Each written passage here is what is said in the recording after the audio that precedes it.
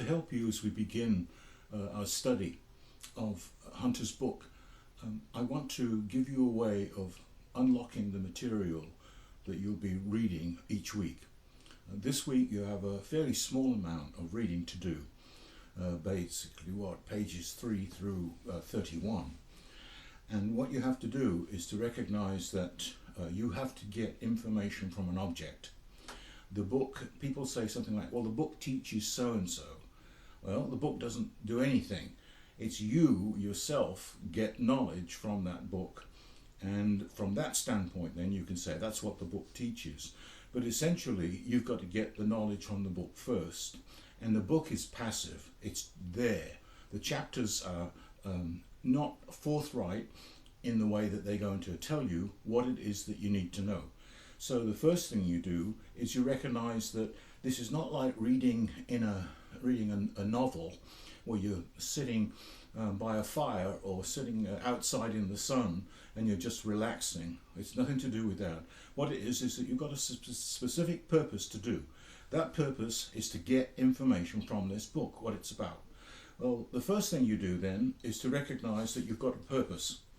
And then what you do is look at the big picture. The big picture is, don't get lost in the details by starting on page 3 and then read the first couple of paragraphs and then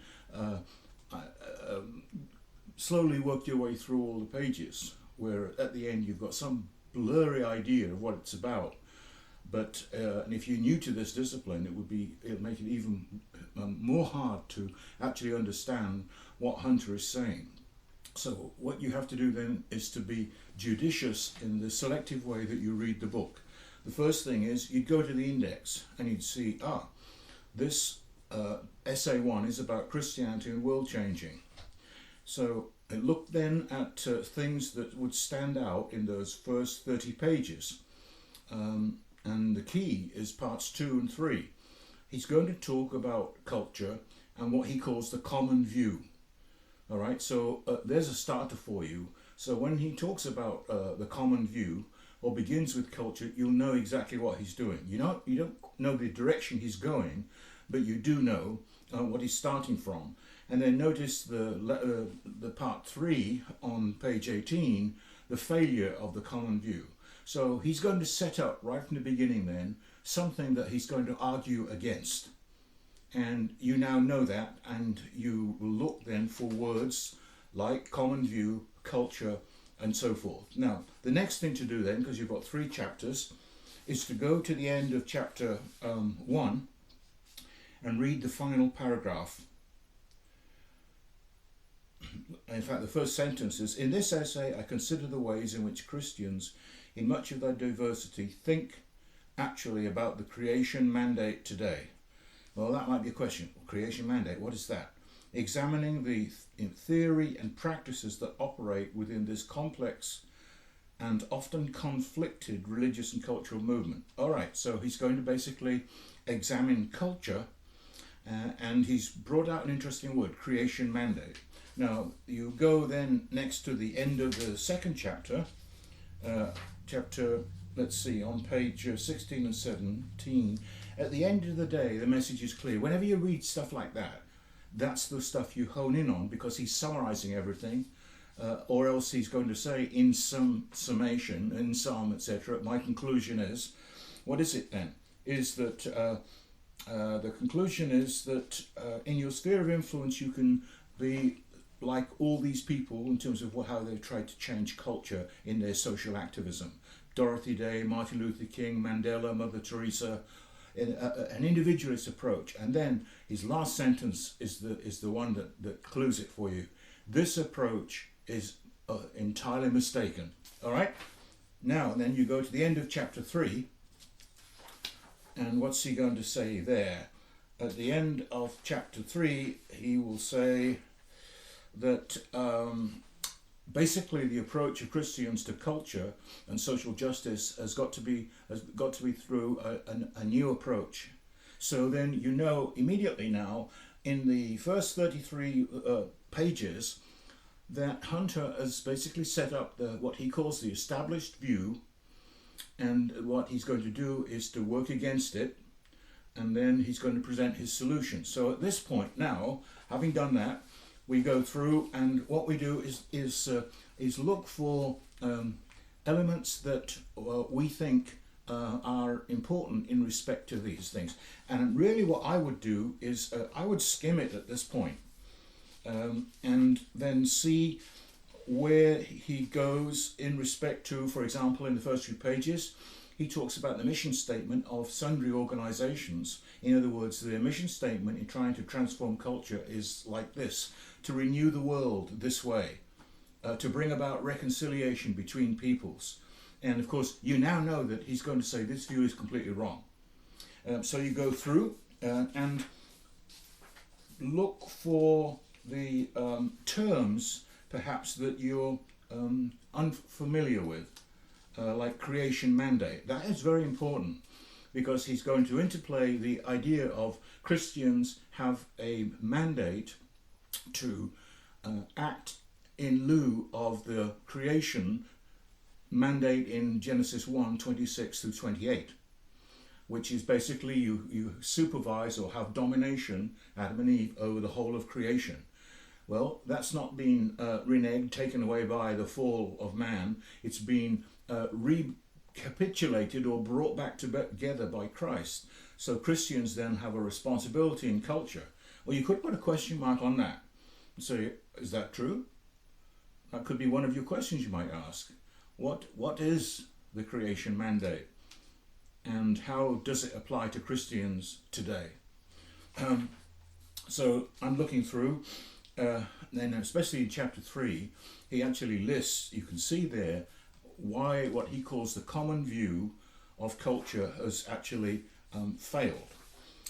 And in this, there's elements that come up that I've just listed that may help you in respect to looking at culture. What exactly is culture? Is it, as Crouch says, the creation of things? And does that then lead us to, if we can create better things that stem from our ideas, then we can create a better culture? And how is this done? A number of times he uses the words heart and mind.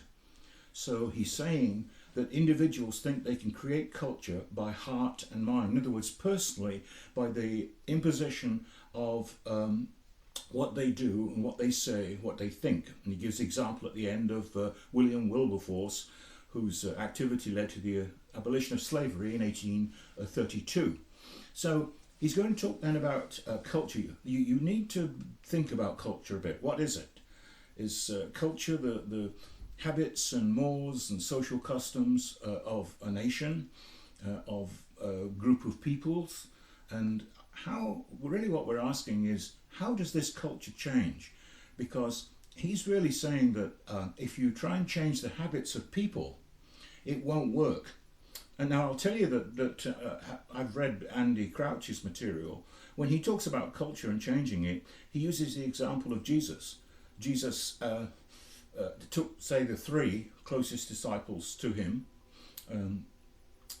and Peter, John and Andrew, and then from the 3 in Acts you get the 120. They were the ones, the nucleus. So you go from 1 to 3 to 120, and then you mushroom. In other words, you begin with the nucleus. That's Andy Crouch's approach, which he uses as a paradigm to address culture in today's world. And of course, in other words, then you change the habits, you transform people. It's a transformational message that I talked about this week. Well, he's going to say that's the common view, and that's wrong, because it's much more difficult to do that in respect to what are the structures that really define culture. If you can't say that it's a basis of creating things, as Crouch does, that make things better, and then you have a majority opinion, which is an interesting note, a majority of opinion. By that I mean the more people that you have whose views have been changed and who are changing culture, that means then that their ability to change culture en masse increases. He's saying not necessarily whatsoever. Then he goes behind that and he says, well, if it's not that, if it's not the objects that we create, they're what he calls a pale imitation of the cognitive war. In other words, the key then is the ideas that we have that then are fermented and then established within society, and they change us. Well, he wants to go along with that to some degree, and he wants to draw from the Protestant Reformation the focus on individualism that came out of Protestantism right in the early days from Martin Luther. But he says ultimately it's much more complicated than either creating culture through creating more culture, or presenting new or novel ideas, and these ideas grow. There's so many embedded and unforeseen circumstances that it's a question of, from his standpoint now, and he's slightly showing his hand here, he says that ultimately that a culture is embedded, and embedded in that culture are the structures of power that determine where the culture will go. He's going to say that these are very, very obvious and very dominant, and they don't change easily. And so that now, in conclusion, this is just an introduction, just to help you just how to look at this material, is I got a few sentences out of this that that would help me if I was reading it the first time. He's talking about how churches can change the world. Is that a viable notion? Now, if you just talked outside of this class to some Christian in a worship service or in a Bible class, they would say, of course we can change the world. We do it through transformation, individual transformation of people. Now, from what I said to you in the introduction this week, that's not entirely true. That's only one approach. And of course, what he's saying here is that this approach is completely wrong. So, in other words, then, churches change the world from his standpoint? No.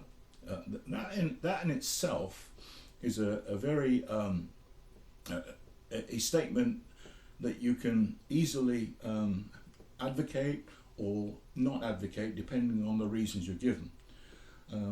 The element of culture, again, as I said, you ask what culture is, and especially the idea of the hearts and minds of people. You change that, you change culture.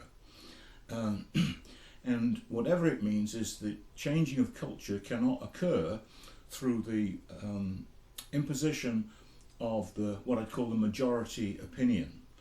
Perhaps one example would be the Republicans who, under Bush and then under Trump, have tried to effect change in abortion, and they've been unsuccessful. They've not been able to change the culture, which at least goes back to 1973 with Roe versus Wade.